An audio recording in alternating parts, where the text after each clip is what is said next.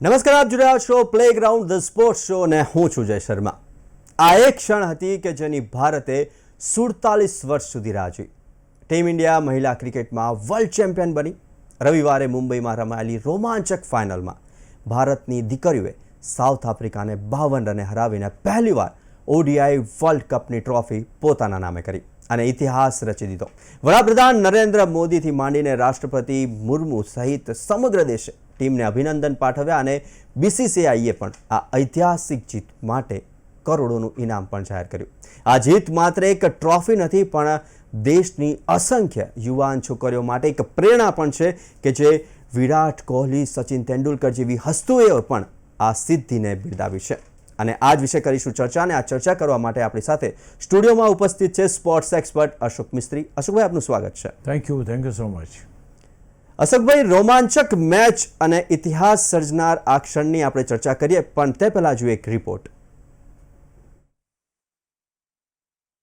નવી મુંબઈના ભારતીય વિમેન્સ ટીમ માટે લકી મનાતા ડીવાય પાટીલ સ્ટેડિયમ પર ભારતની પ્રચંડ સ્ત્રી શક્તિએ મજબૂત પણ પ્રથમવાર ફાઇનલમાં પ્રવેશેલ સાઉથ આફ્રિકાની ટીમ પર વિજય મેળવીને પોતાની વિશ્વ સર્વોપરિતા સ્થાપિત કરી દીધી. સ્મૃતિ અને સેફાલીએ 104, જેમીમા સેફાલીએ 62 રન, હરમનદીપ્તિએ 52 રન અને છેલ્લે દીપ્તિ અને રીચા ઘોષે 47 રનની પાર્ટનરશિપથી ટોસ હારીને પ્રથમ બેટિંગ કરતા ટીમે 7 વિકેટે 298 રન ખડક્યા. ટીમમાં જાદુઈ એન્ટ્રી પામેલી સેફાલી શર્માએ સર્વાધિક 87 રન બનાવ્યા, જેમાં 2 છગ્ગા અને 7 ચોગ્ગાનો સમાવેશ થાય છે. તો વરસાદથી લગભગ 2.5 કલાક મોડી ચાલુ થયેલ મેચ ભારતના સદનસીબે 50 ઓવર્સની પણ રમાઈ અને સારી બેટિંગ પણ થઈ અને ચાલુ મેચે ફરી વરસાદ પણ ના પડ્યો. ખેર, 299 રનનું ટાર્ગેટ, સાઉથ આફ્રિકાની સાવચેત શરૂઆત. વોલ્ડવાર્ડ્સ અને બ્રિટ્સ બરાબર રમી રહ્યા હતા અને ત્યારે જ રન લેવા જતા હરમનપ્રીત કૌરના થ્રોથી સાઉથ આફ્રિકાના ગઢમાં પ્રથમ ગાબડું પડ્યું. પણ 62 રને સાઉથ આફ્રિકાની ટીમના 2 સીધા કેચ પડતા મૂકેલ ભારતની શ્રીચારીની બોલિંગને સમજવામાં અસફળ રહી અને DRS લેતા ભારતને વિકેટ મળી. ફરી પાછું બેટર્સ સારું રમવા લાગ્યા. ત્યાં કેપ્ટન હરમનપ્રીત કૌરને અચાનક જ પાર્ટ ટાઈમ બોલર સેફાલી વર્મા યાદ આવી અને તેને બોલિંગ આપતા જ મેચનું રૂખ બદલાઈ ગયું. સેટ થયેલ લશને પોતાની જ બોલિંગમાં કોટ અને બોલ્ડ કરીને આશ્ચર્ય સર્જી દીધું. હજુ થોડી કળ વળે તે પહેલા જ મેઝેનિન કેપને વિકેટ કીપરના હાથે વિકેટ લઈને સમગ્ર મેચ ભારતના પક્ષે કરી દીધી. 123માં 4 વિકેટો થઈ ગઈ. 148ના જુમલે જાપ્તાની દીપ્તિનો બોલિંગમાં રાધા યાદવના અદ્ભુત કેચે આઉટ કરી, જ્યારે જામી ગયેલ ડેરેક્સનને દીપ્તિએ ક્લીન બોલ્ડ કરી. અને આ દરમિયાન સાઉથ આફ્રિકાની કેપ્ટન લોરા વોલ્ટ્સની સદી પૂરી થતા ડીવાય પાટીલ સ્ટેડિયમ પરના તમામ પ્રેક્ષકોએ તેને તાળીઓના ગડગડાટથી વધાવી લીધી હતી. જોકે ત્યારબાદ દીપ્તિની બોલિંગમાં તેને એક કેચ ઉછાળ્યો અને અમનજોતે પણ પ્રયત્ને એક કેચ ઝડપી લેતા ભારતને હાશકારો થયો હતો અને લોરા આઉટ થઈ અને પેવિલિયન જતી રહી હતી. ત્યારે પણ પ્રેક્ષકોએ ખેલદિલીપૂર્વક તેને બિરદાવી. તો આઈસીસી વિમેન્સ વર્લ્ડ કપમાં ભારતે અંતે એક ક્ષણ કે જેની સૌ કોઈ રાહ જોઈ રહ્યા હતા, તે ક્ષણ આખા દેશમાં જોવા મળી અને આખા દેશની અંદર ઠેર ઠેર તેની ઉજવણી થઈ. અશોકભાઈ, આપણે ચર્ચાની શરૂઆત કરીએ અને તે ચર્ચાની શરૂઆત કરતાં પહેલાં ભારતીય ટીમના કેપ્ટન હરમનપ્રીત કૌરે શું કહ્યું એ સાંભળીએ. तो पहली बॉल से ही लग रहा था क्योंकि जिस तरीके से हमारी टीम खेलते हुए आ रही थी लास्ट थ्री गेम्स, उससे बहुत सारी चीज़ें हमारे लिए चेंज हुई थी, स्पेशली हमारा सेल्फ बिलीव, क्योंकि हमने पिछले काफ़ी टाइम से बहुत अच्छा क्रिकेट खेला है और वी न्यू हम एज ए टीम क्या कर सकते हैं. तो पहली बॉल से सेल्फ बिलीव था कि नो मैटर, क्योंकि टॉस तो हम जीतते नहीं हैं, तो पता था कि पहले बैटिंग ही आनी है. तो हार्ड कंडीशंस रहने वाली हैं बैटिंग के लिए, but credit goes to Smriti and Shafali. उन्होंने अच्छे से पहले 10 ओवर संभाल के रखे और उसके बाद एम यही था कि वी न्यू कि अगर हम बड़ा टारगेट सोचेंगे तो हमारे ऊपर प्रेशर आएगा। मेन यही होगा कि जितना हम बस बैटिंग करते रहें और गेम को चलाते रहें और 300 रन बस बोर्ड पे लग जाए कैसे भी करके, और 1 रन बस शॉर्ट पड़ा, बट उसके बाद आई थिंक फील्डिंग में भी एज ए यूनिट आए, जब जब ब्रेक थ्रू की ज़रूरत थी तब तब मिलता रहा। तो आई थिंक बहुत अच्छा मैच था। अभी इजी लग रहा है बोलने के लिए, बट वहाँ पर बहुत टेंशन हो रही थी बीच बीच में जब वो लोग लॉरा जैसे बैटिंग कर रही थी, बिल्कुल चांस नहीं दे रही थी। But yeah end of the day feeling great. पता नहीं कैसे एक्सप्रेस करना है, but I am just trying to tell you what I am feeling. Jhulu di was my biggest support. जब मैं टीम में आई थी she was leading the team, और उन्होंने हमेशा मुझे सपोर्ट करा in my early days when I was very raw, didn't know much about cricket. ऐसे ही लड़कों के साथ खेलते खेलते बस स्कूल के प्रिंसिपल ने पिक करा and then within a year started representing country. तो इनिशियल डेज में अंजुम दी ने बहुत सपोर्ट करा था, तो उनका हमेशा याद रहता है कि जब पहली बार टीम के साथ थी तो वो कैसे मुझे साथ में लेके चलते थे। तो वो उनसे जो लर्निंग्स मैंने ली थी वो आगे पास आउट करी। I mean, both of them mean great support for me. I'm very grateful कि आज उनके साथ स्पेशल मोमेंट शेयर करने का मौका मिला, और it was a very emotional moment. And I think we all were waiting for this. Finally, ये ट्रॉफी को टच कर पाए हम। તો શું હવે ચર્ચાની શરૂઆત કરીએ, અને આઈસીસી વિમેન્સ વર્લ્ડ કપ તમામ ભારતીયોએ જોયેલ સપનું આ વર્ષે પૂર્ણ થયું। આપ ડીવાય પાટીલ સ્ટેડિયમ પર મોજૂદ હતા। કેવી રહી મેચ, કેવા રહ્યા પ્રેક્ષકોના રિએક્શન અને કેવી રહી ઉજવણી? એક અદ્ભુત અનુભૂતિ કહેવાય, કારણ કે વિમેન્સ વર્લ્ડ કપની મેચ, આમે વિમેન્સની મેચો જોવા માટે લોકો બહુ ઓછા જાય છે, બધાને ખબર છે, પણ આ વખતે જે રીતે ભારતીય ટીમને ભારતના લોકોનો સપોર્ટ મળ્યો હતો, 3 મેચો સતત આ ટીમ હારી ગઈ છતાંય લોકો એના ઉપર ભરોસો ખોયો નહોતો। હરમનપ્રીત કૌરે ગઈકાલે અમે લોકો બધા સાથે પત્રકાર પરિષદમાં હતા ત્યારે એણે કહ્યું કે અમને બધાએ અમારા પર વિશ્વાસ મૂક્યો છે, અને એણે કીધું કે મીડિયા પણ કે અમારી કોઈ નેગેટિવ એ નથી કીધી, પણ પોઝિટિવ એની અંદરથી શોધ્યું છે અને એ રીતની સ્ટોરી ચલાવી છે। એટલે ક્યાંક ને ક્યાંક સપોર્ટના કારણે એક મહત્ત્વની વાત બની કે ભાઈ આ વર્લ્ડ કપ જીતવાની એ થઈ। ડીવાય પાટીલ સ્ટેડિયમ એક અદ્ભુત સ્ટેડિયમ છે, એમાં કોઈ બેમત નથી। ઘણા બધા સ્ટેડિયમ આપણે જોયા છે, આપણું અહીંનું મોટામાં મોટું સ્ટેડિયમ છે, પણ દરેકે દરેક લોકેશનની એક પર્વતમાળાની અંદર આખું એક સ્ટેડિયમ બન્યું છે, અને ખૂબ અદ્ભુત એટલા માટે છે કે ભારતીય વિમેન્સ ક્રિકેટ મોટાભાગે પોતાની મેચો ત્યાં રમતું હોય છે, અને એમને સાય ઓફ ધ રિલીફ હતો કે ભાઈ આપણે ડીવાય પાટીલ સ્ટેડિયમ પર છીએ। એક સવાલ પૂછ્યો હતો, એમને કહ્યું કે અમને જ્યારે બેંગ્લોરથી મેચ અહીંયા ટ્રાન્સફર કરીને તો અમે ખુશાલ થઈ ગયા હતા કે ભાઈ ચાલો હવે ડીવાય પાટીલ ઉપર રમવાનું છે એટલે આપણે વાંધો નહીં આવે। તો ક્યાંક એવું હોય। બીજી, આખું સ્ટેડિયમ ભરેલું। હવે તમે વિચાર કરો, 3 વાગે મેચ શરૂ થવાની તે વખતે તો ધમધોકાર વરસાદ શરૂ થઈ ગયો, અને અમે લોકો બધા બેઠા છીએ, પ્રેસ બોક્સમાં અમે બેઠા હતા, અને આમ એટલો બધો વરસાદ કે આપણને જોઈને તો એમ જ લાગે કે આ મેચ તો હવે નહીં શરૂ થાય, આવતીકાલે જ જશે। જ્યારે જેવું વરસાદ આવે એટલે ઓ કરીને બોલશે, જ્યારે પેલા એનો ખસેડે જે વખતે કવર્સ, ત્યારે એકદમ આનંદની ચીચિયારીઓ કરી, અને they have enjoyed staying over there. અને 2 કલાક સુધી અથવા તો વોટ એવર ટાઈમ તો એ લોકો ત્યાંથી ક્યાંય ગયા નહીં। અને એ જ પ્રમાણે ફર્સ્ટ ટાઈમ આટલા બધા પત્રકારો બી તમે જુઓ સાહેબ, પગ મૂકવાની જગ્યા, બેસવાની જગ્યા નહીં, એ તો ઠીક છે આપણે વહેલા જતા રહ્યા હતા એટલે આપણે જગ્યા મેળવી શક્યા, નહીંતર એટલી બધી ગીર્દી કે એની કોઈ હદ નહીં। સો એક તો પહેલી વસ્તુ હતી કે અહીંયા આગળ ત્યાર પછી જે ઘટના ઘટી કે પહેલાં ટોસ જે થયો, ટોસ સાઉથ આફ્રિકા જીત્યું, ભારતની જે રીતે એ થઈ, 300 રન ના થાય, ભારતે એની પહેલાં 300+ સ્કોર કર્યો હતો। ચિંતાનો વિષય તો 300નો સ્કોર નથી થયો। આપણે પણ ચર્ચા કરી હતી કે ભાઈ આ ભારતની ફિલ્ડિંગ બહુ સારી નથી, ભારતની બોલિંગ બહુ સારી નથી। એવા વખતે અચાનક જ હરમનપ્રીત કૌરના મગજમાં એક આઈડિયા આવે છે કે આપણે શેફાલીને કેમ બોલિંગ ના આપીએ, અને સડનલી એ શેફાલીને બોલિંગ આપે।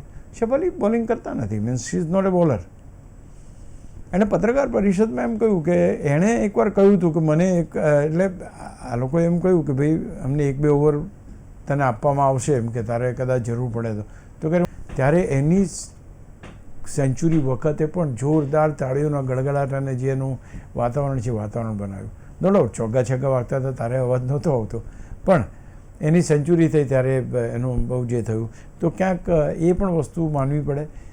બીજું કે પ્રેક્ષકો હટેની મેચ પૂરી થઈ, પ્રેક્ષકો હટવાનું નામ નથી દેતા. કોઈ પ્રેક્ષક પોતાની જગ્યા ઉપરથી હલ્યા નથી. આઈ વિલ ટેલ યુ, બધા ઊભા થઈ. પછી ડિસ્ટ્રીબ્યુશન ચાલ્યું, પ્રાઇઝ ડિસ્ટ્રીબ્યુશન, એમાં પણ દરેક પ્રેક્ષકો ત્યાં ઊભા રહ્યા, બધું જોયું. પછી ફટાકડા ફૂટ્યા અને જે વોટ એવર સેલિબ્રેશન તમે જુઓ, અદ્ભુત સેલિબ્રેશન, ક્યારેય જોયું ન હોય એ પ્રકારનું. તો આઈ થિંક સચિન તેંડુલકર ત્યાં હાજર હતા, રોહિત શર્મા ત્યાં હાજર હતા, બીજા બધા દિગ્ગજો, અંજુમ ચોપરાને તો બધા ખેર અમારી સાથે જ જોવા મળતા તમને. આ જે ફાસ્ટ બોલર આપણા ઝુલન ગોસ્વામી છે બધા. તો ક્યાંક એક અદ્ભુત પ્રસંગ મેં એટેન્ડ કર્યો અથવા તો જોયો કે જ્યાં આગળ એમ કહી શકાય કે તમારી આનંદની કોઈ સીમા નથી, લોકો આનંદ વ્યક્ત કરે છે એની કોઈ સીમા નથી, ઉજવણીની કોઈ સીમા નથી, અને ચારે બાજુ એક માહોલ ખુશીનો છે. અને ભારત વર્લ્ડ ચેમ્પિયન બન્યું છે.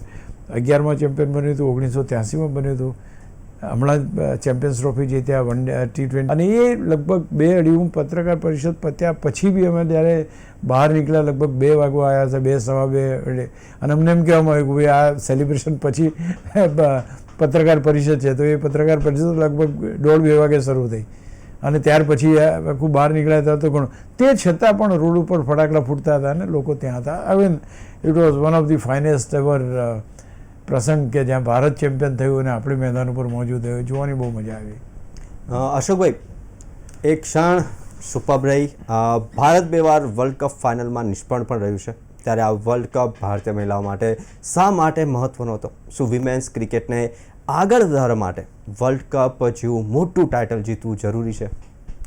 બહુ તમારી સાચી વાત છે, કારણ કે આ જ વસ્તુ પત્રકાર પરિષદમાં અમે જ્યારે બેઠા હતા, હરમનપ્રીત કૌરને પૂછવામાં આવ્યું કે ભાઈ આનું મહત્ત્વ શું?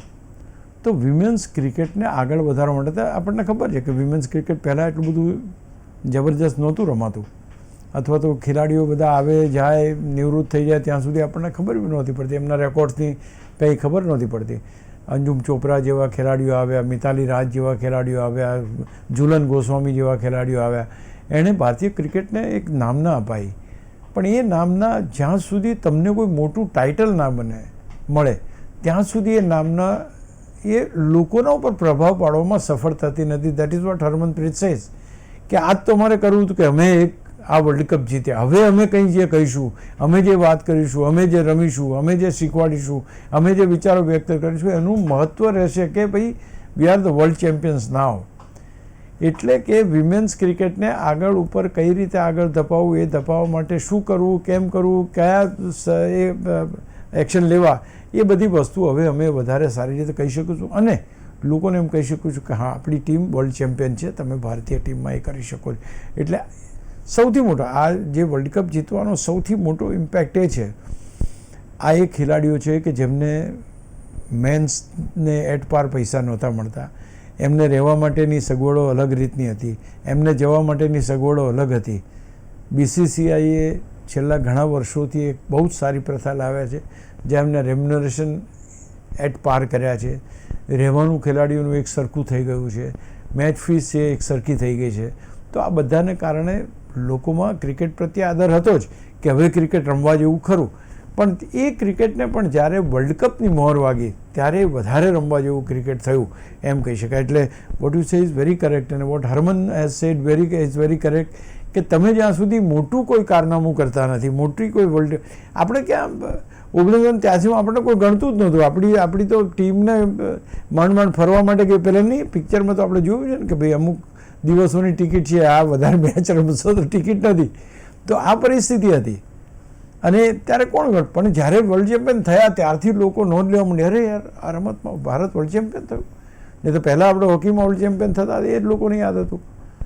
2000માં એ બદલાયું, આપણે ફરી બન્યા ત્યારે એમ થયું કે હો આપણે ત્યાં ફરીવાર આપણે ચેમ્પિયન થયા.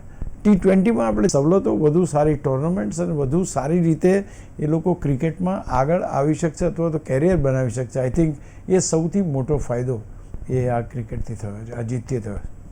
અશોકભાઈ, હવે આપણે મેચની વાત કરીએ તો ભારતની બેટિંગ કેવી રહી સૌથી પહેલાં તો, અને કેવી રહી ભાગીદારી, શું હતી ખેલાડીઓની બોડી લેંગ્વેજ, કેટલા આપણા પ્લેયર્સ, બેટર્સ અને બોલર્સ ઇન્વોલ્વ હતા રન બનાવવામાં, બોલિંગ કરવામાં? એક વસ્તુ મને બહુ જ ગમી કે જ્યારે આપણે ઓસ્ટ્રેલિયા સામે જીત્યા તે વખતે આપણી આગળની હારેલી મેચો, જીતેલી મેચો, આ બંનેનું સમીકરણ કરીને ક્યાંક એમ કહેવામાં આવ્યું કે ભાઈ કમ વોટ મે, આપણાથી જેટલું થાય એટલું કરો પણ જે કરીએ એટલું પરફેક્ટ કરીએ. તો એ મેસેજ આપ્યો હતો કે ડોન્ટ વરી, કોઈ તમે એમ 300-350 રન કરવા છે એવું મનમાં રાખવાની જરૂર નથી, તમે સારું રમો. હરમનપ્રીત કૌરે એ જ કીધું કે અમે ખેલાડીઓને એ જ કીધું હતું ભાઈ ભલે આપણાથી જે કંઈ થઈ શકે આપણે આપણી સારામાં સારી રમત આપવાની કોશિશ કરો તમે. હવે ત્યાર પછી અને આપણે જાણીએ છીએ કે જે રીતે પ્રતિકા રાવલ જ્યારે ગઈ ટીમમાંથી બહાર અને એના પછીની મેચ એટલે પહેલી મેચ જે સૈફ અલી રમી એમાં બહુ સસ્તામાં આઉટ થઈ ગઈ, ત્યારે ફરી વાર માછલા ધોવા માંડ્યા કે આ છોકરી ફરી લાવે પણ આ તો કંઈ રમતી તો છે નહીં. બનાવી પછી જેમીમા સાથે 62 રનની બનાવી, પછી હરમન અને દીપ્તિ શર્માએ 52 રનની બનાવી, દીપ્તિ અને અમનજોતે 22 રનની બનાવી અને છેલ્લે દીપ્તિ અને રીચા ઘોષે 47 રનની પાર્ટનરશિપ બનાવી. તો અહીંયા આ વસ્તુ જે છે એ બધી પાર્ટનરશિપથી ક્યાંક ને ક્યાંક તમે એસ્ટાબ્લિશ કરવામાં સફળ થયા કે અમે આટલો સ્કોર મૂકીશું અને એટલા માટે એવરીબડી હેઝ કોન્ટ્રીબ્યુટેડ. અહીંયા જે સૌથી મહત્ત્વની ઘટના હું મારી દ્રષ્ટિએ જોઉં ને તો જે વિમેન્સ ક્રિકેટ ટીમની અંદર 11 જણા ઇન્વોલ્વ હતા. That is something great. જે કેચ લીધા, હરમને જે થ્રો કર્યો કે અમનજોતે જે કેચ લીધો 3 ટ્રાય કરીને પણ એ કેચ થઈ ગયો, જે રીતે દીપ્તિ શર્માએ કેચ ઝડપ્યો, એવરીથિંગ લાઈક આજે જીતવું જ છે એવો માહોલ એ લોકોનો જણાતો હતો. બેટિંગની વાત તમે કરો તો બેટિંગમાં પણ એ જ કોન્ફિડન્સ લેવલ આપણને જોવા મળ્યું અને એ કોન્ફિડન્સ લેવલને કારણે આપણે 298નો સ્કોર મૂકી શક્યા અને આપણે 299નો સ્કોર એમને આપી શક્યા. બેટિંગ જોરદાર થઈ મારી દ્રષ્ટિએ. આપણે પહેલાંય ચર્ચા કરી ચૂક્યા કે ભારતની બેટિંગ સારી છે પણ એને બોલિંગમાં જોવાનું રહેશે, એટલે એ પ્રકારની વાત હતી. તો we have done a very good bowling batting. Sorry અશોકભાઈ, હવે અમોલ મજમુદાર બેટિંગ જગતનું સચિન અને કામલીની હોરડનું આ નામ કોચ તરીકે કેવું રહ્યું? શું હવે વિમેન્સ ક્રિકેટ પોતાના કોચ પર લાંબા સમય સુધી ભરોસો રાખી શકશે? બહુ સાચી વાત કરી, કારણ કે ફિલ્મોમાં પણ ઘણી વખત બતાવે છે કે કોચનું મહત્ત્વ શું હોય છે. ફૂટબોલની મેચોમાં આમથી આમ આકરા થઈને ફરતા અને ગુસ્સામાં એ કરતા કોચ આપણે ઘણીવાર જોયા છે. એક ગોલ, એક પાસ વખતે કેવા એમના ચહેરા ઉપર હાવભાવ, કેટલું એમનું ટેન્શન જે હોય છે. તમે એક એવી ટીમને કેરી કરો છો કે જે ટીમ રો છે, એ ટીમને તમારે કેરી કરવાની છે ને જીતાડવાની છે. સિચારીને જેવી નવી છોકરી છે, ધારો કે ફાસ્ટ બોલિંગ કરે છે, એ નવી છોકરી છે. આ બધા નવા ખેલાડીઓને કઈ રીતે તમે જીતવા માટે પ્રેરિત કરો, કઈ રીતે રમવા માટે પ્રેરિત કરો. તો આઈ થિંક અમોલ મજમુદાર, આપણે આની પહેલાં તો એની ઉપર ટીકા પણ કરી હતી આપણે આપણા કાર્યક્રમમાં કે ભાઈ અમોલ મજમુદાર એ મે બી એ ગુડ બેટ્સમેન, પણ જ્યાં કોચિંગની વાત આવે છે ત્યાં કંઈક ખૂટે છે, કંઈક કડી મળતી નથી. તો આઈ થિંક ઓસ્ટ્રેલિયાની જીત પછી બધી જ વસ્તુ ભારત માટે બહુ સારી થતી ગઈ. એ જે આપણે સૌથી મોટી ટીમને સૌથી મોટા માર્જિનથી આપણે હરાવી, ત્યારે ક્યાંક ને ક્યાંક એને પણ એમ લાગ્યું કે ના, આ છોકરીઓ કંઈક કરી શકે એમ છે. તો હી હેઝ ટેકન સચ એ ઇન્ટરેસ્ટ અને જેણે એને ચેમ્પિયન બનાવ્યું. તો આઈ થિંક એબ્સોલ્યુટલી સુપર એનું જે કામ હતું રહ્યું. તો આ હતી ચર્ચા એક ખ્વાબ જો પૂરા હુઆ, અને આ ચર્ચા કરવા માટે અશોકભાઈ અમારી સાથે સ્ટુડિયોમાં ઉપસ્થિત રહ્યા તે બદલ ખૂબ ખૂબ આભાર. Thank you. તો આવી જ દરેક સ્પોર્ટ્સ ઇવેન્ટ્સના પ્રિવ્યૂ, રિવ્યૂ, એનાલિસિસ અને ડિસ્કશન માટે જોતા રહો પ્લેગ્રાઉન્ડ ધ સ્પોર્ટ્સ શો. નમસ્કાર.